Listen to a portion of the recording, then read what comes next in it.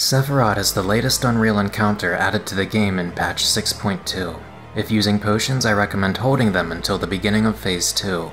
We begin by positioning the boss center on Pool, with the main tank facing him away from the party.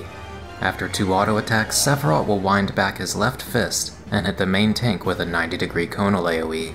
Sephirot then casts his first Tiferets, a periodic Raidwide that deals light damage and indicates he is moving on to the next mechanic. 4 Fiendish Orbs will appear and begin growing in size. Standing in these inflicts vulnerability up stacks and deals periodic damage. These orbs always spawn in a T-shaped pattern, and as soon as players identify the orbs, the raid and boss should move to the orbless quadrant. 1 DPS and 1 healer will be targeted with shared stack AoEs. These shared stacks inflict physical vulnerability up, so after positioning Sephirot, the main tank should move out of the stacks, while the remaining tank and healers position on the left facing inwards, with the 4 DPS on the right. After the stacks resolve, we reposition Sephirot in the center. After 2 more Tiferets, Sephirot will begin winding his left fist back quite dramatically, indicating a high damage Tankbuster is about to hit the main tank, followed by another conal Cleave. After 2 more Tiferets, a sole Fiendish Orb will appear. The entire raid should stack between this orb and Sephirot before a random player is targeted with a massive 180-degree Cleave that will knock back any player's hit. When this bait locks in, the Fiendish Orb will begin growing, and Sephirot will continue facing the direction he will eventually cleave. 1 party member is targeted with a giant purple circle AoE, while 5 other players are targeted with smaller circle AoEs. We have the large purple AoE move just behind Sephirot while the remaining players spread to the wall opposite the Fiendish Orb. There are better ways of doing this for uptime, but damage in this phase doesn't matter, and this method is both simple and safe.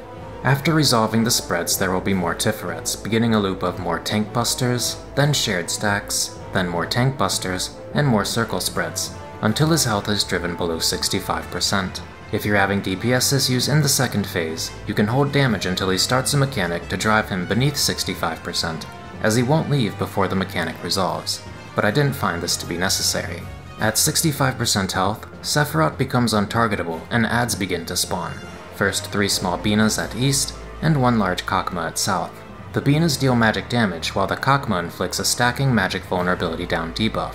So we have the main tank handle all of the Binas, while the second tank handles the Kakma. When these adds die, they deal damage proportionate to their size, so we have a very particular kill order. First we kill the 3 small adds. We then once again kill the second set of small adds that spawn at south. After killing 6 small adds, we finish off the first big add. 3 small adds will spawn at west and 1 large add will spawn at north, and we once again repeat this kill order of 6 small adds followed by the large, with the final set of small adds spawning center. The Kakma tank should be especially careful not to rip aggro off of the Bina tank with AoEs, as their stacks will result in a quick death.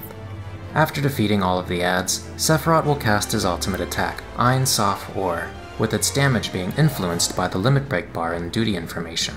Mitigate accordingly and prepare to begin the second major phase of the encounter.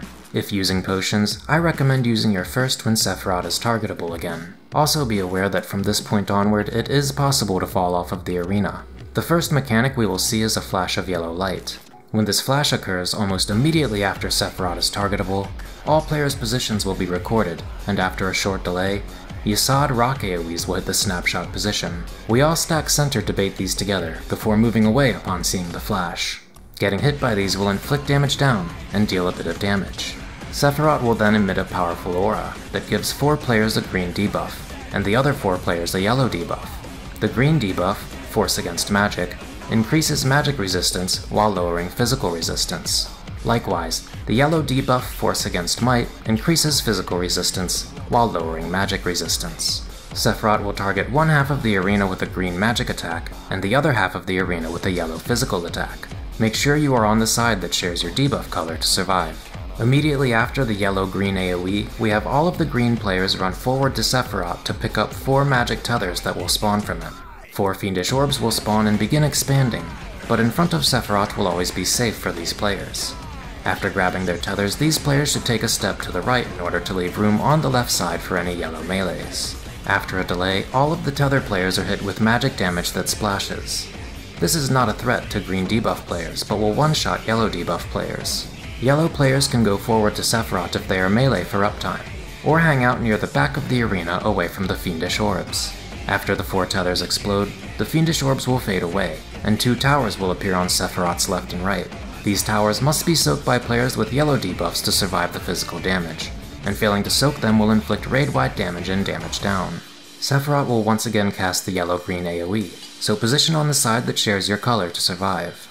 Immediately after this AoE, we have the entire raid stack center. 2 players will be tethered with Earthshakers. You can assign spread positions based on role, but we found it fine to just adjust on the fly. Shortly after the tethers appear, we will have another yellow flash, indicating rock baits, so the raid should move north or south from center, while the Earthshaker players stretch their tethers to reduce their damage taken. Sephirot's chest will begin glowing blue while charging up, indicating he will soon randomly target party members with spread AoEs. These AoEs don't hit their target very hard but will one-shot any other player struck. After a total of 4 spread AoEs, 2 more towers will appear. Unlike before, we do not have any yellow debuffs, so these towers are the responsibility of the tanks to soak. After the tank towers, Sephirot will again cast the yellow-green AoEs, but since we don't have debuffs anymore, it doesn't matter where you stand. This serves simply as a Raidwide AoE. During this Raidwide, we stack on the arrow in Sephirot's target ring. A blue knockback telegraph will appear, followed quickly by a yellow flash, indicating more rock baits. We want to bait the rocks inside the knockback telegraph before quickly moving out of it to get knocked away from the newly spawned Fiendish Orbs. 2 more knockback telegraphs will appear at west and east, and our goal is to get knocked from one to the next while avoiding the Fiendish Orbs. For the 3rd knockback, position to knock towards the largest Fiendish Orb, as it will despawn just before the knockback hits. Be sure not to stand inside of the blue telegraph to avoid being one-shot. Sephirot will then cast another pair of Earthshakers, this time without the rocks. Immediately after the Earthshakers, Sephirot will repeat the spread mechanic from earlier, with baited rocks thrown into the mix. Pre-spread for this, as baiting the rocks together will likely lead to people getting hit and killed by the first spread AoE, which hits just as the yellow flash goes off. This is immediately followed by more tank towers and another yellow-green AoE. Following the AoE, Sephirot will begin crouching, indicating a massive knockback from his position. Run forward into his hitbox to avoid being knocked off the arena. 4 Binas will spawn, which one of the tanks should pick up, while a Storm of Words ad has spawned where we were knocked back to. The entire raid besides the tank should stack on this ad and begin burning it down.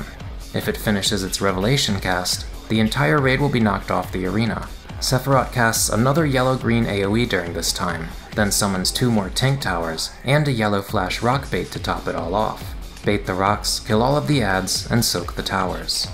There will be another yellow-green AoE, after which the raid should stack to bait the next set of yellow flash rocks, and yet another yellow-green AoE after that.